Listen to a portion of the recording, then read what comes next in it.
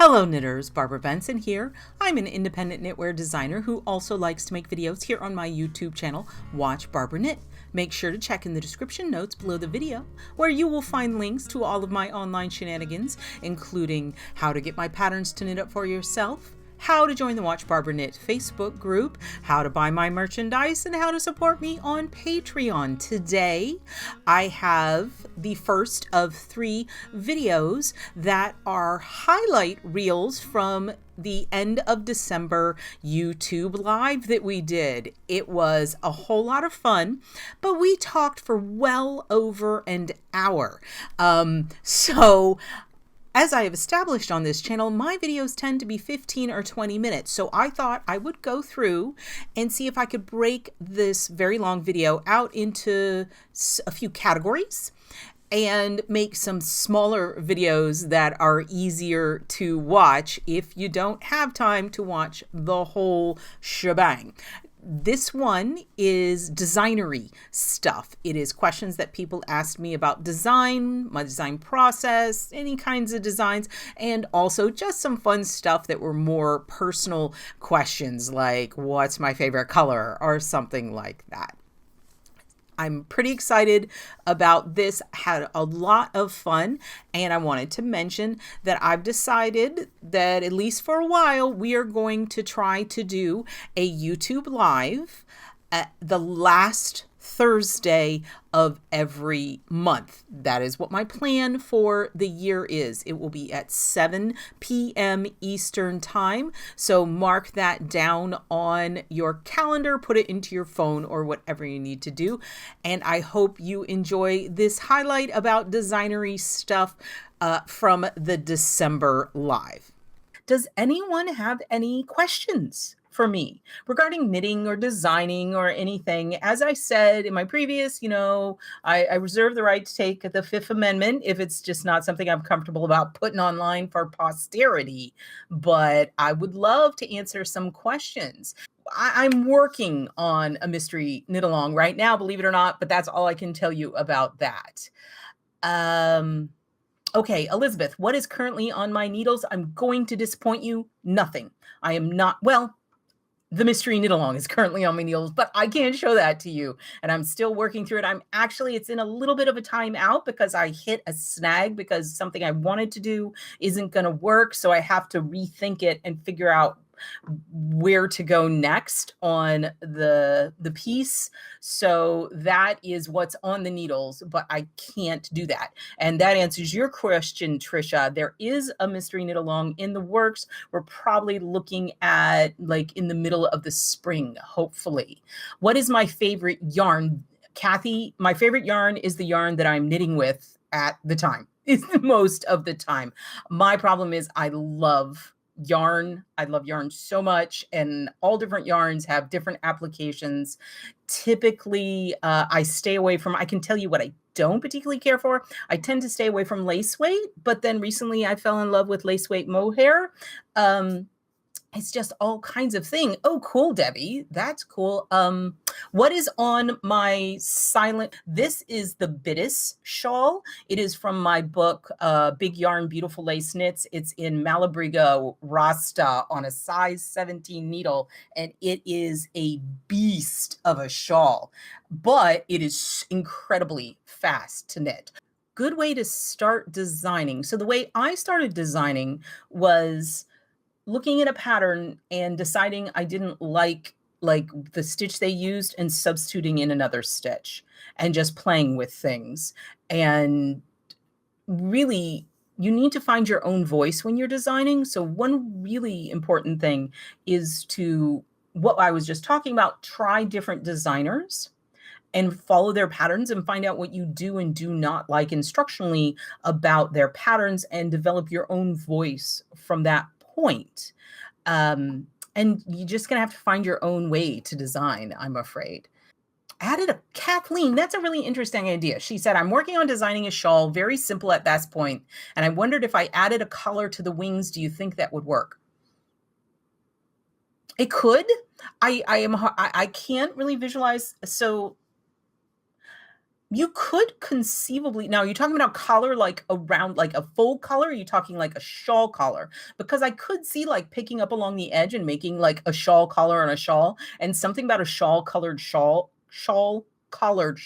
sounds hilarious to me. And I would call it like shawlception or something like that, because that is really funny. What is my most often used cast on? I use the cable cast on more often than anything else. I do have a video on that one. I'm not a huge fan of the long tail cast on, simply because I don't like estimating the tail. Just like I'm guessing 80% of you, estimating the tail, I always end up with like a little tiny nub or like 8 feet too much. So here's the thing, Kathy.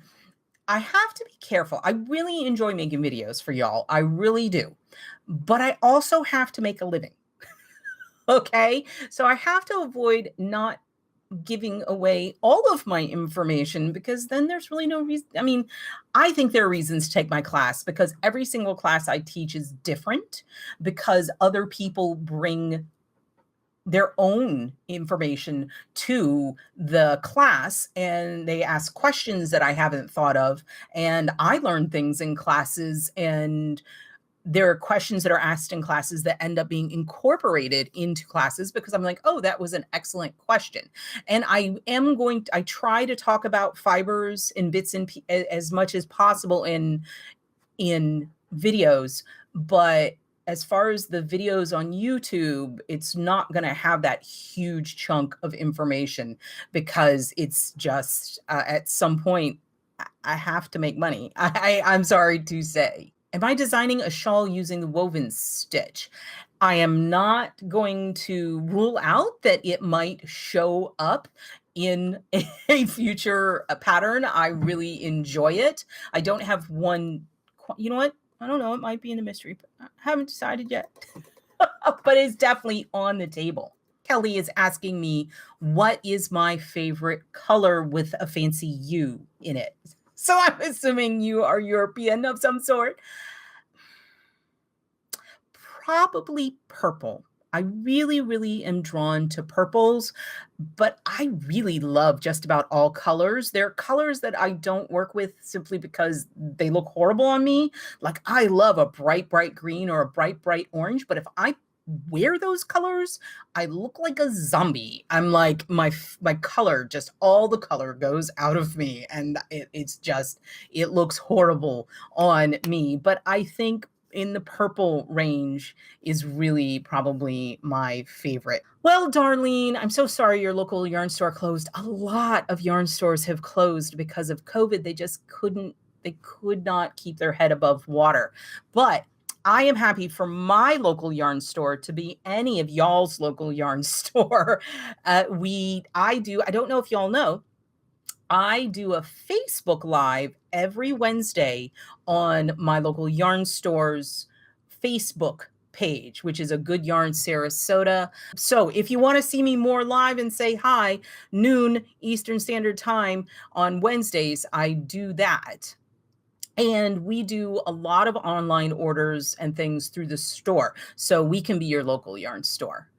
No, Karen, I have not done any Continental combined.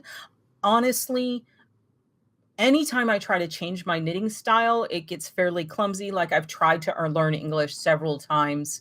I really am not into trying different knitting styles. That's just not something that I'm inspired to do. And the combined knitting, it's just, I mean, I admire people who, you can knit however you want, knit whatever is comfortable for you. For me, knitting, I enjoy the process of knitting, but changing up how I knit reduces my enjoyment of it, because it's kind of like riding a bike. It's just muscle memory, and I don't have to think about my knitting. And making me have to think about the mechanics of my knitting takes away from my enjoyment. So I really don't have any plans to play with different knitting styles anytime soon. Kelly, that would be a big no for me. I do not have any tips for how to knit without looking at your hands, because I cannot do that. That is not something I can do. So there are people ask me to make videos on things, and I really appreciate feedback, and I try my very best to do things, but there's some things that y'all ask me for that I just don't know how to do. I don't know how to do everything. And also what I run into is that it's something I know like how to do and I know how to explain it. It's kind of like those who can't do coach kind of situation, because they're just certain things that I really understand the theory, but I haven't done them frequently enough in my knitting career that I feel comfortable making an instructional video on it. One very particular video I can think of is the one that's about pick up stitches versus pick up and knit stitches. That is something I've done maybe twice. It is not something that I've used much, but I understand the difference between the two. One thing, Kelly, though, people who knit without looking at their hands, one thing that can be very helpful is judicious use of stitch markers, especially if you're doing complex work, so that you know, and placing them frequently and getting stitch markers that are different shapes. They make triangular stitch markers or ones that physically feel different so that you can have signposts, like if you know where to do. So stitch markers can be useful for that. You know, I listen to audiobooks when I'm knitting. They're talking about TV. The only like show I watch when I'm knitting like for long chunks of time is the Great British Baking Show, because I've seen every single season so many times and I can just listen to their nice soothing voices and enjoy it. So I don't watch TV while I'm knitting. I listen to TV while I'm knitting.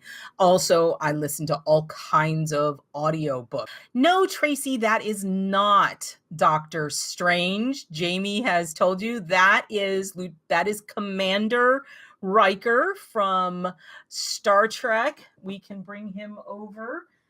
When I knit my tiny shawls, I don't have Barbie dolls to model them on because I only have a son, but he has Star Trek action figures. And so I figured Riker was the suavest of the crew. Data is a little too stuffed. I did have Worf once, but figured he probably wouldn't appreciate that, even though he could totally pull it off. But yes, this is Lieutenant Commander Riker. Or Commander Riker. He's got his little insignia, and that is who that is. How much yarn do you allow for your swatches roughly? Say for DK, do you allow for swatch yardage in your pattern yardage? I tend to frog my swatches, so that's kind of cheating. So here's something I think I've mentioned in videos before. When I design my patterns, mostly I do shawls. I know that a lot of y'all not going to swatch. So I weigh my yarn when I get it. I figure out if it's a heavy or a light skein. Frequently, it'll say it's 100 grams and it'll be 108 grams. So I need to know that going in. Then I do all my math and all my planning using 90 grams. If I have a 100 gram skein, I do plan to use only 90 grams. I give myself wiggle room. I leave that space in the pattern because I know people are going to be inconsistent with their gauge and I don't want people running out of yarn. So yes, there's definitely room in there for a swatch until you get up into something like this. When you get into these super bulky yarns, it can be an issue. I frequently will knit a swatch, and if you knit your swatch and you block your swatch, which you should be doing, if you start getting close on yarn, you can frog that swatch and use that yarn. It is not a problem to do that because you're going to block it again anyway. And really, if you're cutting it so close that the amount of yarn you used for your swatch, you're really playing some yarn chicken. This is a super fun, and it's a total of like maybe 40 rows. It barely, it's just super chonk. It is the chonkiest thing. And you can see it's wrapped. It's a whole, it's 4 skeins of Rasta, which is not a lot of yardage, but it's a whole lot of grammage. And I like this shawl. It's one of my favorites. Well, they're all one of my favorites, but this one is super fun because it was really me pushing the combination of bulky yarn and lace to its like extreme. I like the chunky yarn book. It was a lot of fun. And so the 2 books, so we've got the Mosaic Lace, they're back there. We've got the Mosaic Lace book and we've got the Big Yarn Beautiful Lace. And it seems like one's a color workbook and one's a chunky yarn. How they are really are related. And the way they are related is that it is my attempt.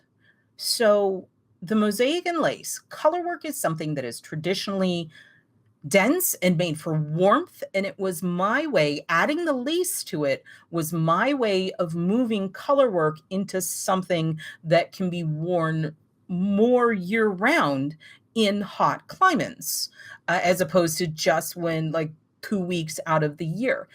The Big Yarn Beautiful Lace Knits, it's the same thing. I love bulky yarns and knitting with bulky yarns, but all the bulky yarn patterns are like, let's keep you warm in the frigid north, which is great, but I live in Florida. When I wrote it, I lived in Atlanta.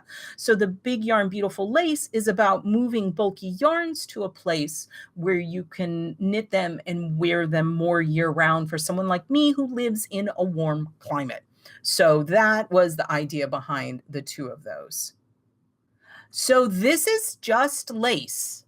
There is no cabling or anything in here. It's just that the yarn is so big and chonkster that these are the decreases and they're just really, really visible. Shawls and worsted weight. Yes.